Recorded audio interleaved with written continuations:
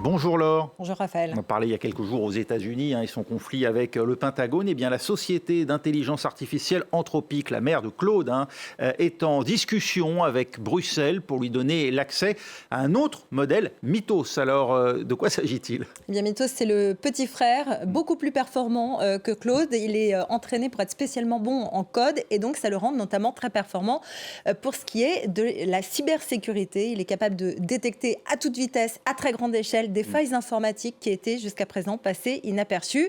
C'est un immense avantage. C'est aussi un inconvénient. S'il tombe entre les mauvaises mains, il peut devenir une arme utilisée pour infiltrer des entreprises privées, des banques, mais aussi des organisations comme des hôpitaux ou des États. Et forcément, c'est embêtant. Alors, les cofondateurs, Christopher Olah, Daniela Amodei et son frère Dario Amodei, qui est également le PDG d'Anthropic, ont accepté ce mardi de donner un accès inédit à Mythos à l'ENISA. C'est l'agence européenne en charge de la cybersécurité, et notamment parce qu'il prône une approche éthique de l'intelligence artificielle. Anthropic est même décrite comme une garante morale et éthique de l'intelligence artificielle, c'est dire. En tout cas, cet accord est un soulagement pour Bruxelles, qui craignait de ne pas avoir accès à Mythos avant sa commercialisation, et donc de ne pas avoir le temps de se prémunir d'éventuelles cyberattaques à grande échelle, rapides et automatisées. Ces craintes, beaucoup les partagent, notamment Claudia Patner. Elle est directrice de l'Office allemand pour la sécurité de l'information. Écoutez. Je vois clairement toute une série de vulnérabilités se profiler à l'horizon et nous devons y remédier rapidement. Et chaque organisation serait bien avisée de se préparer à la possibilité que cela puisse se produire très rapidement. Nous partons du principe que des attaques qui prenaient auparavant des jours, voire des semaines, peuvent désormais, dans le pire des cas, se produire en quelques minutes seulement. Et il se dit que Mythos est si puissante qu'Anthropic a décidé d'en restreindre la diffusion. Oui, et ça lui a valu un certain nombre d'ennuis. Vous mentionniez tout à l'heure ce conflit avec le Pentagone quand Anthropic a refusé que ces modèles soient utilisés par Washington pour de la surveillance de masse et pour rendre des armes totalement autonomes, par exemple des drones. Ça lui a valu d'être désigné comme un risque pour la sécurité nationale par l'administration Trump et de perdre un contrat au profit de son concurrent OpenAI qui opère ChatGPT. Alors la start-up californienne a pris conscience que Mythos pouvait faire beaucoup dès le début de la phase de test, quand le moteur a identifié des milliers de vulnérabilités informatiques et a commencé à s'en inquiéter.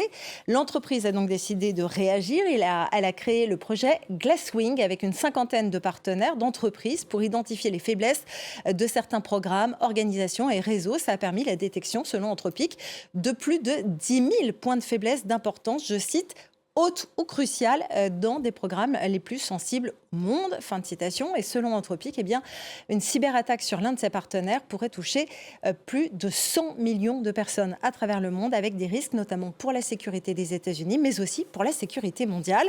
Anthropic a décidé de continuer dans cette voie, ce projet Glasswing, en l'élargissant à 150 nouvelles organisations issues de plus de 15 pays. Elles travaillent dans les secteurs de l'énergie, de l'eau, de la santé, des communications et des équipements. Alors certains critiques y ont vu un coup de com'. Anthropic se vanterait d'avoir un produit beaucoup trop puissant, ce qui est forcément très valorisant.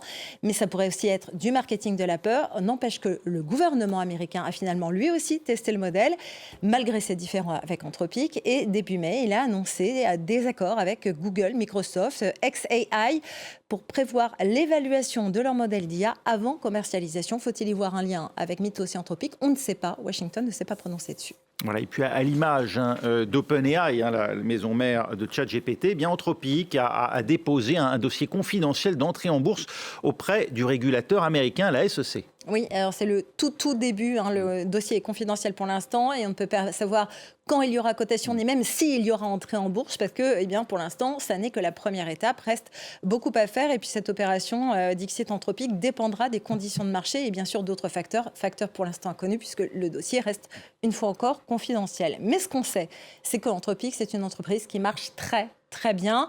Elle annonce pour 2026 un chiffre d'affaires annualisé à 47 milliards de dollars, alors que ce dernier résultat, c'était 30 milliards, c'est considérable.